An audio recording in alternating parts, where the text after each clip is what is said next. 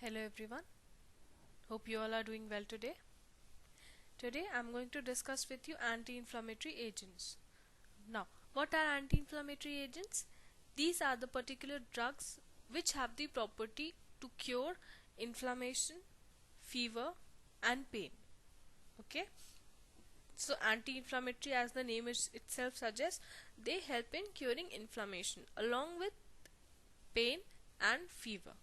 They are also known as non-narcotic analgesics, plus they are also known as NSAIDs. NSAIDs means NSAIDs, non-steroidal anti-inflammatory drugs.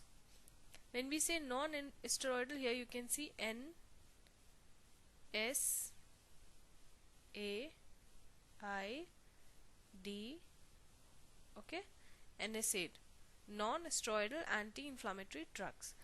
These drugs are called so because they do not contain the steroid nucleus. Okay, as you can see here it's written, they lack the steroidal nucleus in their structure, and that is the reason why they are known as non-steroidal anti-inflammatory agents or drugs, because they do not have the steroidal nucleus. Second thing, they are also known as non-narcotic agents. They have antipyretic action, they have analgesic action, and they are of course anti-inflammatory, as the name itself suggests, right? So now you know what are anti-inflammatory agents. They are also known as NSAIDs, and they are also known as non-narcotic analgesics. Please do not forget this point. Now next is classification. Okay, now in classification you can see anti-inflammatory agents are of several types. First is salicylic acid derivatives, example aspirin. Next, para-aminophenol, for example paracetamol, phenacetin. Then pyrazolones, for example phenylbutazone. Then aryl and heteroaryl acetic acid, for example diclofenac, sulindac, indomethacin. Next is anthranilic acid derivative, for example mefenamic acid. Then propanoic acid derivative, for example ibuprofen. I'm sure by now most of you would be familiar with this name, ibuprofen. Then another type is selective COX-2 inhibitors, example celecoxib. Okay, so these are the different classifications of anti-inflammatory agents. Once again, first is salicylic acid derivatives, para-aminophenol derivatives, pyrazolones, aryl and heteroaryl acetic acids, antranilic acid derivatives, propanoic acid derivatives, and selective COX-2 inhibitors. You should know this classification along with the examples and structure of some of them, okay, when you are writing the classification. Next, mechanism of action. How do these anti-inflammatory agents or NSAIDs work? Now see, please focus. Phospholipids that is present in the cell membrane, it will be ruptured during pain, fever or inflammation. Okay, so phospholipid is being ruptured during pain, fever, inflammation, and this phospholipid will convert into arachidonic acid in the presence of the enzyme phospholipase A2. Okay, so phospholipid is converted into arachidonic acid in the presence of enzyme phospholipase A2. Then this arachidonic acid will give you prostaglandin in the presence of enzyme cyclooxygenase, or also known as in short COX enzyme. Alright, then arachidonic acid gives you prostaglandin. This prostaglandin is responsible for the sensation of pain, fever or inflammation. Okay, once again, phospholipid that is present in the cell membrane, this will be ruptured when there is pain, fever or inflammation, and it will give you arachidonic acid in the presence of enzyme phospholipase A2. Then this arachidonic acid will be converted into prostaglandin in the presence of enzyme cyclooxygenase or COX. Once this prostaglandin has been formed, they are responsible for the sensation of pain, fever and inflammation. Okay, so what happens, where our NSAIDs work is at this point.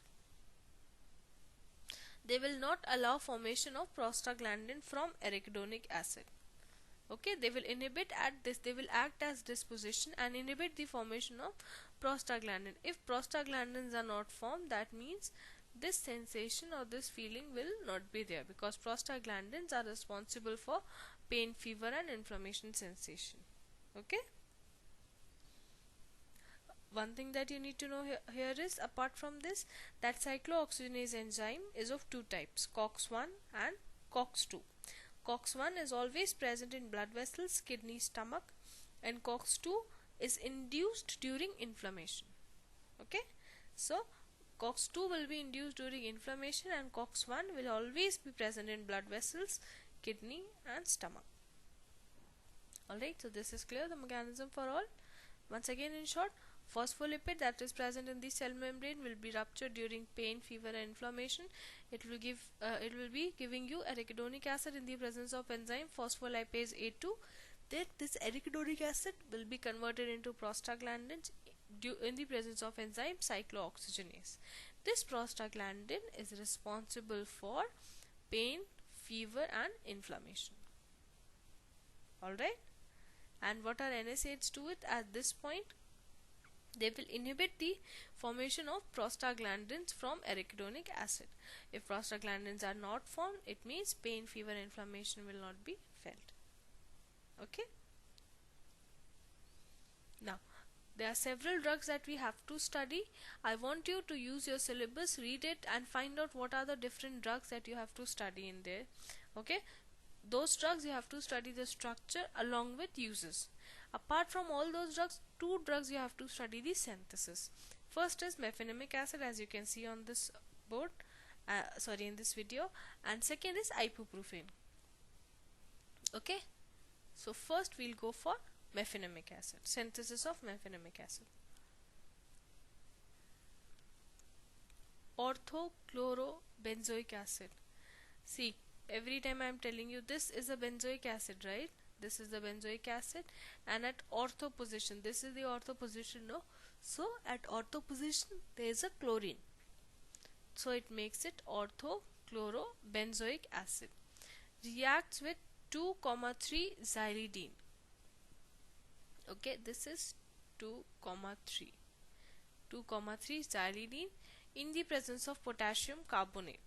Okay, so what is going to happen? One hydrogen will be removed from here and this chloride will be removed, and this K2CO3 you can see here, right? This one of the K will go and remove this hydrogen from here and will be put here. Okay, here you can see. Okay, acid group got converted into its salt.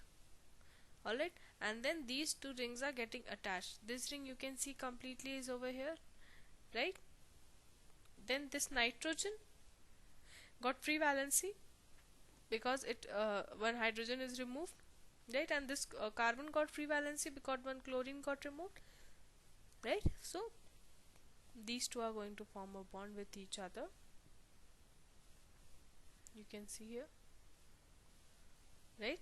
And this nitrogen, as you can see, is attached to a phenyl ring containing two methyl groups. This nitrogen is attached to a phenyl ring containing two methyl groups, right? So this is the reaction that's happening in the first place. Second, in the presence of HCl, this K will be removed. That means KCl will go off and this hydrogen will come back to this. Okay, see, we got the acid group back. So why we did this position at this position? Why we did it like this?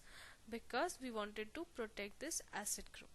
Okay, so this was a type of protection of the acid group by converting it into its salt. That is why in the next step again we are getting it back. Rest all remains the same. Okay, once again, orthochlorobenzoic acid. This is the benzoic acid, at ortho position is a chlorine. So orthochlorobenzoic acid reacts with 2,3 xylidine, okay, in the presence of K2CO3. And what you get in here is this chlorine will be removed, this hydrogen will be removed, and this hydrogen will be removed. Once this hydrogen is removed, this potassium here, one molecule will come and will be here. So this will become COOK. Here you can see COOK. Okay, and once this chlorine has been removed, this carbon will get attached to this nitrogen, right? So this carbon is getting attached to the nitrogen. This nitrogen that has a phenyl ring with two methyl groups next to each other. This is the phenyl ring with two methyl groups next to each other. Okay, next step, HCl will come and this KCl will go off and this hydrogen will come here and we'll get back the acid group. Okay, so this gives the mefenamic acid. You should know the use also, mefenamic acid along with the synthesis, the use also. Okay, next we'll come up to synthesis of ibuprofen. Ibuprofen, it is synthesized from isobutyl benzene. This is your benzene, right? And this is 1, 2, 3 and 4 carbons. Isobutyl, why? Because this one carbon is attached to 3 carbons, right? This is isobutyl, that is why it is called isobutyl. I hope you remember basic organic chemistry. This is isobutyl benzene, undergoes acetylation over here at this carbon. So what will happen is, this is COCH3 group, acetyl group, right? When acetylation is taking place, there will be some acetyl moiety, maybe acetic anhydride or acetic acid, from which acetyl group will come and attach here. Okay, then in the presence of HCN, what is going to happen here? You can in a way say it write it like this now, CO and then CH3, right? Correct? This CO can be written like this, no? CO CH3. So this double bond, first what is going to happen, HCN is, when they are reacting with HCN, this double bond is going to break. As soon as this double bond is going to break, oxygen got free valency and carbon also got free valencies. So this HCN hydrogen will go and attach to this oxygen over here, so it will form OH. Here you can see the OH, right? And this cyanide will come and attach to this carbon. You can see the CH3 remains as such. Okay, then next step, hydrolysis is going to take place. In hydrolysis, first thing that is going to be removed is OH, and this cyanide group will be converted into acid group. Alright, and you will get ibuprofen. Clear? Once again, isobutyl benzene is here, 1, 2, 3, 4 carbons, 1 carbon surrounded by 3 carbons on the sides, so that makes it isobutyl. Isobutyl benzene undergoes acetylation from at this carbon, an acetyl moiety will come, COCH3, which can be written as C double bond O CH3. So the double bond is going to break in the next step. When the double bond is going to break, at this carbon the cyanide group will come, and at this oxygen the hydrogen group will go and attach. So then you get is carbon attached to the cyanide group here, and this oxygen attached to the hydrogen group here. Then hydrolysis is going to take place, and in hydrolysis OH group will be removed and the cyanide group will be converted into acid group. This gives you the synthesis of ibuprofen. Okay, I hope it's clear for you. Anti-inflammatory agents, this was the basic that we had to study in anti-inflammatory agent. Apart from this, what you have to study is whatever drugs that are mentioned in your syllabus. Please open your syllabus, go through it, see the drugs that are mentioned, go through, learn their structures and learn the uses also. This also, any doubts, if you have not understood, please feel free to contact me and let me know whatever doubts you have. I'll help you out. Please start studying also. And with this, as we have finished anti-inflammatory agents, I want you to complete the assignment. Alright, the assignment that I have already given to one section, that same assignment you should also do. You should keep it ready with yourself. I'll be collecting it as the day you are coming to college. Okay, so that's all for today. I hope you have understood it all properly. In case of any doubts, any confusion, please let me know. Alright, thank you very much, class.